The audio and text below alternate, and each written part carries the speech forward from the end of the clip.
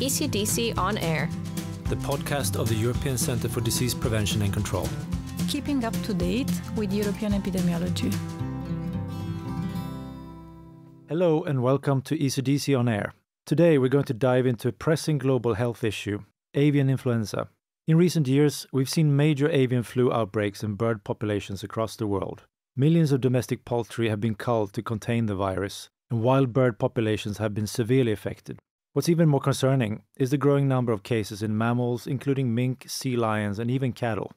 In the US, as of mid-February, nearly 70 confirmed human cases and 1 death have been linked to the H5N1 subtype. This has been spreading widely in wild birds, poultry, and over the past year, also in dairy cows. Could avian flu cause the next pandemic? How great is the risk to humans? To explore this topic, we're joined by Katriina Willgert from ECDC, who will discuss the risks to humans, and also Alessandro Broglia from EFSA, the European Food Safety Authority, who will explain the impact on poultry, wild birds, and other animals. Together, we'll break down the latest findings, assess the potential threats to Europe, and discuss what preventive measures EU member states can take.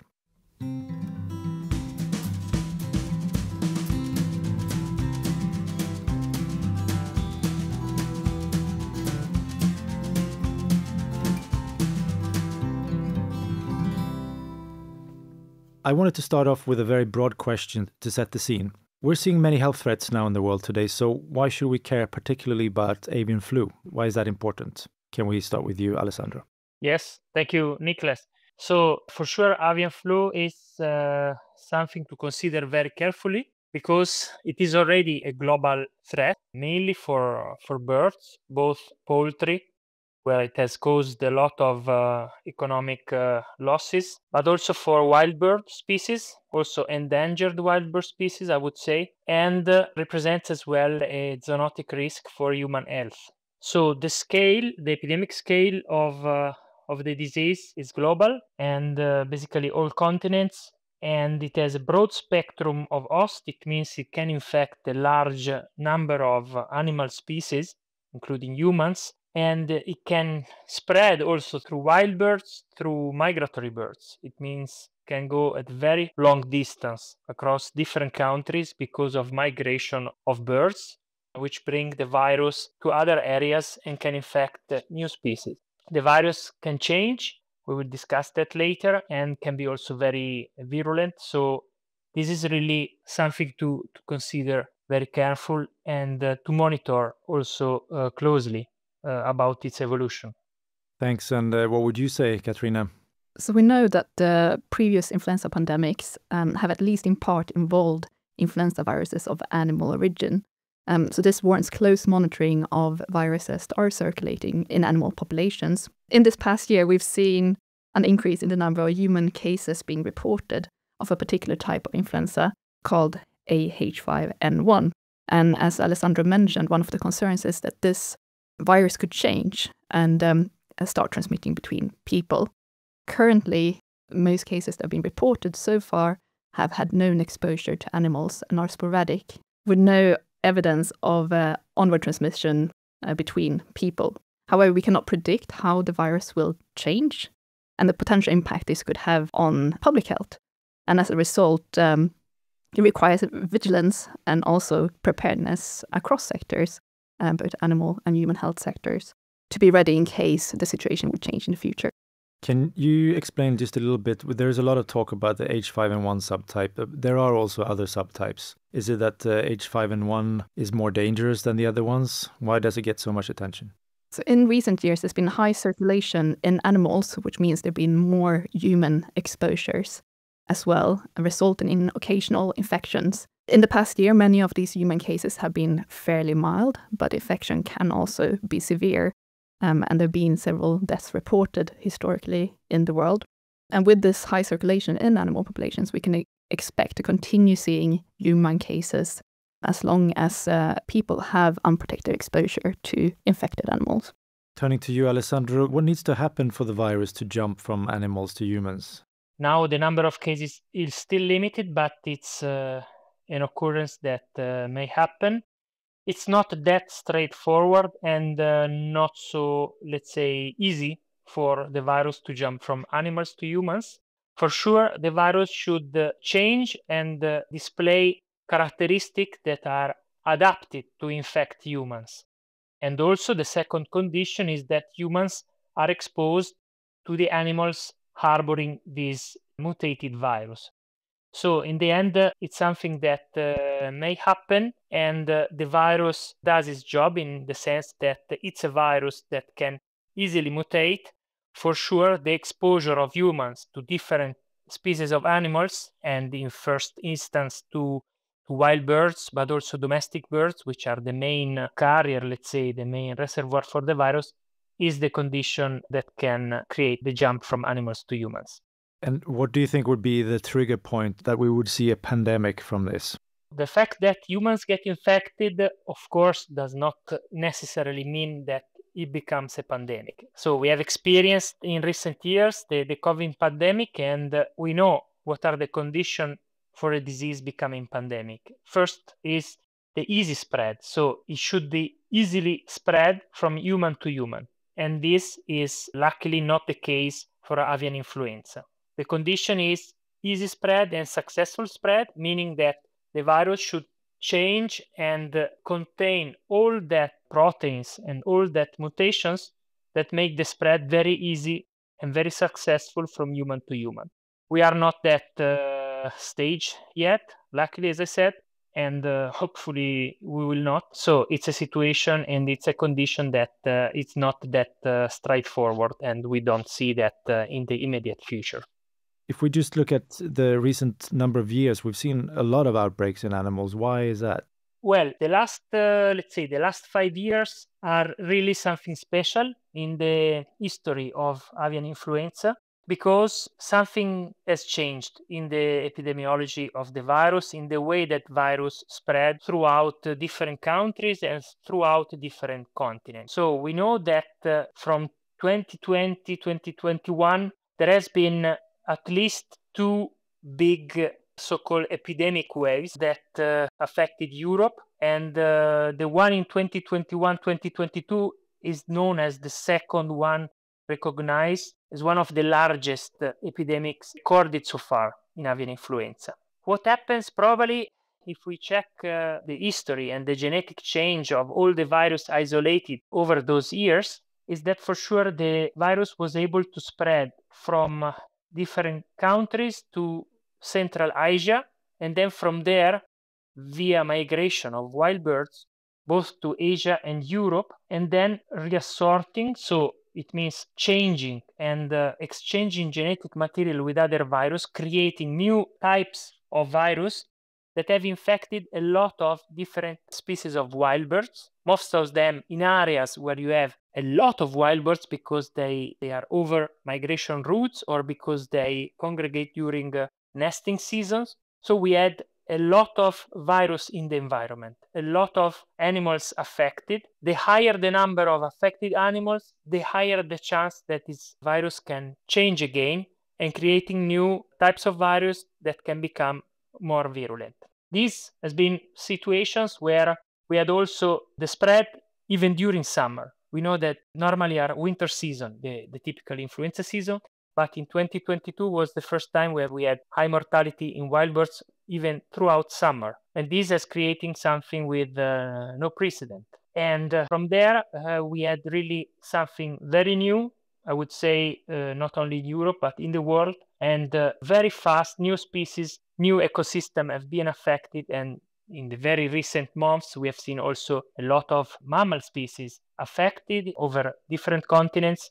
This has created really a lot of chances for the virus to create new epidemiological situations. Definitely something to worry about. I see. So how many species have actually been affected by avian flu now so far? Oh, well, we talk about several species of birds. I would say over 100 or 120 bird species, and even mammals, maybe 60, 70 mammal species. But I mean, these are numbers that just indicate that the number of species will increase with time, and there are actually no strict boundaries for the virus to explore new way and new species to be infected. Is there any particular animal species that would pose the greatest risk to humans if they were infected? Well, as I said, since the risk for humans is the exposure to animals, we have to keep an eye mostly on animals that live very closely to humans. It means domestic animals. Where animals are in high number and in high density, it means livestock in farms, so people that work or have contact with farm environment, and for sure companion animals that live in households. They can also get infected from birds and then are in close contact with humans, so there is where the spillover can mostly occur. Spillover means the transmission from one species to another, in this case from animals to humans. And what role does the food industry and factory farms play in these outbreaks? Factory farms are environments where the virus spread can easily occur because we have a lot of animals together, high density of animals, but also the high density of farms close in certain areas is an issue, because we know that especially for poultry, some areas in Europe are dedicated to poultry farms, and we have a lot of big poultry farms close to each other.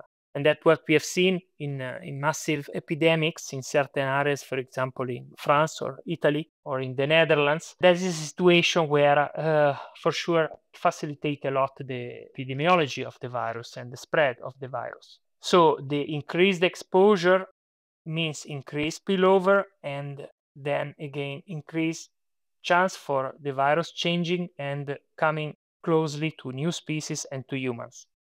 So in this sense, the factory farms are something that are a place where the monitoring and the surveillance should be really at the highest level.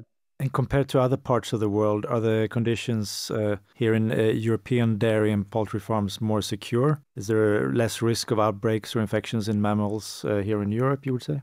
So as I said, there are areas in Europe that have specific livestock-oriented production with high farm density, and then these are the conditions that are probably more risky. But of course, it is also true that in Europe, the surveillance system is much better compared to other areas in the world. I would say probably one of the best surveillance systems in the world, both for wild birds, but also in domestic animals for sure. The surveillance only is not enough. So it's something that is linked also to the way that we breed animals. So the whole system, I think, should be a little bit reorganized. We have to consider farm density, animal density at farm. So this should be rethought, because epidemics and the epidemiological behavior of avian influenza virus is something that is closely linked to the way how we breed animals. So it's something structurally connected to the way we breed animals. And is it safe to eat products like eggs or chicken meat here in Europe?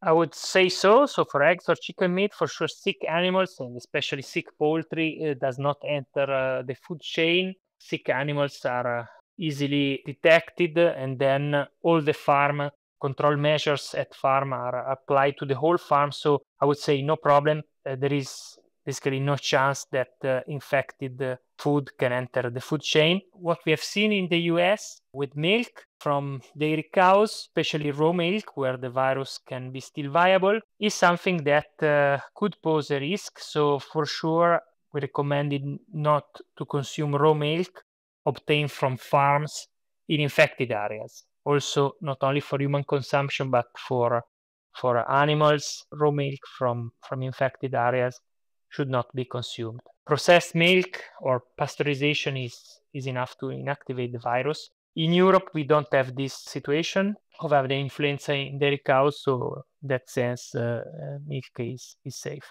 Thanks, Alessandro. I wanted to move on a little bit more to focus on the human side here. So I turn to you, Katriina. How common are human cases? Considering the widespread circulation in animals and the many human exposures to infected animals over the past few years, human cases still remain rare. Here at ECDC, we are closely following the situation in the United States. And so far, we've seen a total of 69 human cases reported. Out of these, the vast majority, 96%, had known exposure to animals or their environments. Have we seen any human cases at all in Europe ever? For this subtype, H5N1, there has been no confirmed human case reported in the EU or EA. Again, there's been widespread circulation in the bird populations in Europe with many potential exposures to infected animals, but so far we have not observed any confirmed cases in the region. We've been talking about the US cases here. How concerned are you about the recent developments there? Is it a big warning sign when other mammals are infected, like we've seen there, and also some human cases? Of course, the increased number of cases that we've been seeing in the past year, and also an increased number of species affected globally, is a cause of concern and warrants close monitoring. In particular, we're concerned about potential changes that could occur in the virus that could suggest there would be an increased risk of human infection, or that the medications we use to treat influenza in humans would be less effective. And although occasionally such changes have been seen, the good news are there have been no evidence of onward transmission between humans of the circulating AH5N1 virus. You said that there hasn't been any cases here in Europe, but do you think that it's just a matter of time that sooner or later we are going to see human cases here? So as long as the virus continues circulating in animals and people have unprotected exposure to infected animals, we can expect that they will continue occurring globally. And we here at ECDC, we try to support countries in being prepared in case there would be a human case in the EU-EEA in the future. ECDC constantly monitors the risk level to humans. Can you tell us a little bit more about that work? How do you assess the risk? When we assess the risk of avian influenza AH5N1 to the human population in Europe, we look at the risk of human infection as well as the impact infection could have at a population level. So far in the EUA, we have had no confirmed human infections of AH5N1. And again, globally, considering the high circulation in animals, human cases are still rare. We do closely follow the situation in the US and monitor for any changes in the virus globally that could affect the risk to humans and potential human infection or human transmission. So far, there has been no indication of sustained human-to-human transmission. And for the viruses that are circulating in Europe, they remain avian-like. This means that they have a preference for the receptors that are present in birds rather than receptors in humans. So currently, with the evidence that's available, we consider the risk in Europe to the general population as low, and to those that are occupationally or otherwise exposed to infected animals as low to moderate.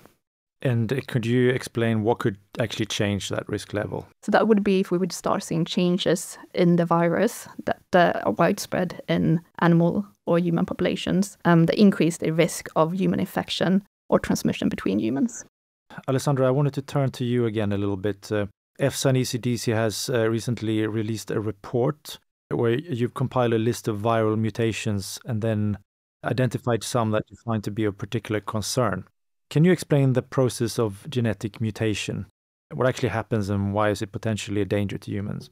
So it's structurally and intrinsically a virus that can change, and changing can also reach condition to infect new species or to become more pathogenic or to infect more or less different species. So this is a characteristic on itself of the virus. This mutation can happen by chance. You know that a virus, during the infection, a virus needs actually a cell to replicate. When infect a cell and then start to replicate, for some particular virus, among these also the avian influenza virus, the replication can have some errors. So not exactly the same copies are produced, but with some small differences. And these are really something that can create new changes in the virus that can be more successful for the infection or not. This is also why every year we have to vaccinate against a new strain of influenza, because influenza virus can change year over year. This changing can occur also in other ways. For example, if two different or more types of virus infect the same host, and then they can, let's say, combine their genetic material and then create again a new virus. This is called reassortment, genetic reassortment of the virus. So it means that there are different techniques of the virus to mutate. Why mutations in this case are dangerous or can represent a danger to humans is because through that the virus can adapt to humans, become more specific for humans and can more easily infect them, and then create adapted strains that can generate an epidemic. So the virus is not stable throughout its evolution, but through this continuous change can increase the virulence and can increase its specificity also for humans. And in the report that you just released, you've been looking at a number of specific mutations that you find of particular interest. Can you tell us a little bit more about that? Yes, so in the last report, thanks also to very precious collaboration of the European Reference Lab for Avian Influenza from Padova, and also the collaboration of the Istituto Zooprofilattico Sperimentale L'Abruzzo e Molise, we have compiled a list of mutations that are somehow connected to these zoonotic patterns of the virus, meaning mutations that can facilitate the spread of the virus to humans. Of course, we check retrospectively. We have looked in the past. We have no crystal ball, so we don't know what can happen in the future. And then we checked which of the virus that have been isolated so far contain these mutations. And we have discussed how frequent was that, in which host they were found, in which geographical areas. And we can depict an image of which are the most dangerous or the wanted virus that are more prone to create also epidemics in humans. What is the use of this? Is for sure this kind of list can represent a sort of map that laboratories from member states, all the data that we have presented are free and are publicly available. So researcher experts can have a look at these mutations and their characteristics, and then compare what new viruses are isolated, if they contain or not these mutations and these characteristics, and say, well, yes, this is really a worrying type of virus because it can generate this and this. This is less, let's say, less dangerous because it does not contain these mutations. So in a way, it's a kind of map to guide research to which are the strains and the type of virus that deserve more attention. And a question for both of you. How can we minimize the risk of the virus spreading to humans? Maybe we start with Katriina, looking at on the human side, what is there to do? First of all, controlling zoonotic diseases, so the diseases that can transmit between animals and humans, starts by addressing the source of infection at the animal level, which I'm sure Alessandro will be discussing further. And we work closely with the European Food Safety Authority to understand the situation in animals and the risk posed to public health, as well as measures that can be taken to reduce the risk. It's important that those that are exposed to potentially infected animals take appropriate personal protective measures to reduce the risk. And this includes, for example, to avoid or reduce exposure, if this is possible, to infected animals, as well as using personal protective equipment, appropriate hand hygiene, and also having dedicated workloads that are not used outside of work. For the general public, to remember to not touch sick or dead birds. Individuals that are keeping backyard poultry should contact a veterinarian if they're concerned about the health of the poultry. And this is especially important in areas where there are known ongoing outbreaks in wild birds. And Alessandro, in the animal side of things, what should we be doing? Yeah, we have seen a lot of spillover events in animals. That's why such a high number of species now got the infection. Well, first we have to distinguish. In wild animals, for sure, it's much more difficult to prevent spillover events because of natural reasons. It's difficult to avoid that carnivore wild animals get in touch with birds. What we can do for sure is with domestic animals, at farm level, for example, for sure increase biosecurity. So all those measures that can limit the exposure between wild birds and the animals bred in the farm. What I also discussed is about try to reduce farm and livestock density, which is for sure a risk factor for the virus spread.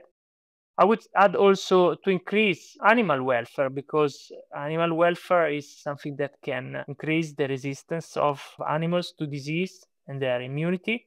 And for sure, increase awareness in the people. First of all, people working in the farm environment, so farm worker, but also the general public, because spillover may happen also between companion animals or even in the natural environment, so people in touch with or in close connection with wildlife. So the awareness is definitely a first step for people to minimize risk of spillover. Is there a vaccine for humans against avian influenza? The seasonal influenza vaccine that is used to vaccinate people against the common human influenzas that circulate every year can be used in those that are exposed to infected animals to reduce the risk of the zoonotic animal influenza viruses and the human influenza viruses exchange material between them. But it does not protect against the animal influenza viruses if a human would be infected. There is also a zoonotic influenza vaccine against the H5 subtype that is circulating widely in animal populations at the moment. That has been authorized in the EU and EEA. And this can be considered to be used in individuals that are occupationally or otherwise frequently exposed to infected animals as an optional and complementary preventive measure based on national recommendations. But currently, there is not enough evidence to recommend vaccination with this zoonotic influenza vaccine in all EU and EEA countries. And what about clinical settings? What would be your message to clinicians and doctors?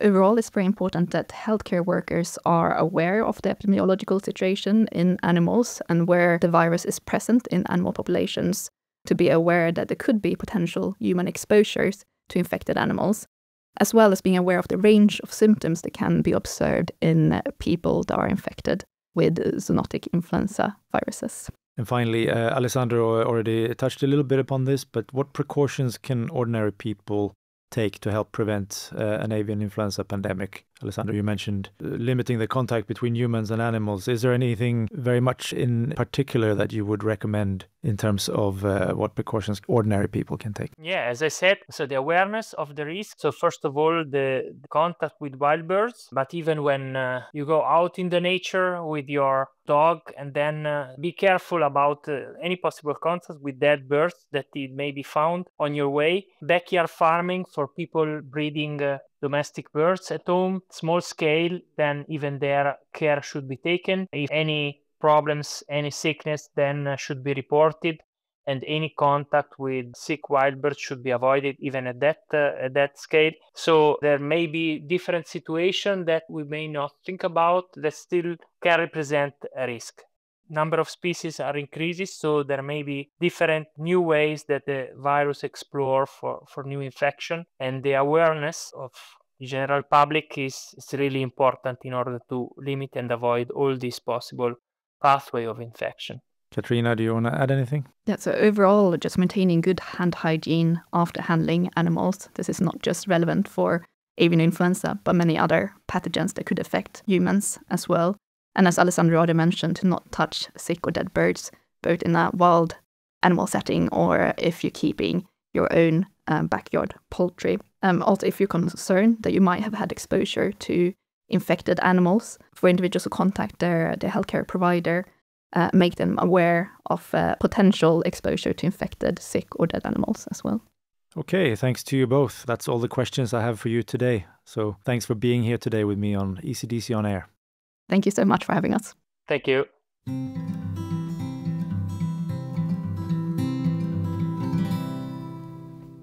Please let us know what you thought of this episode by giving it a review or a comment. For more information about ECDC's and EFSA's work, visit our websites or follow us through our social media channels.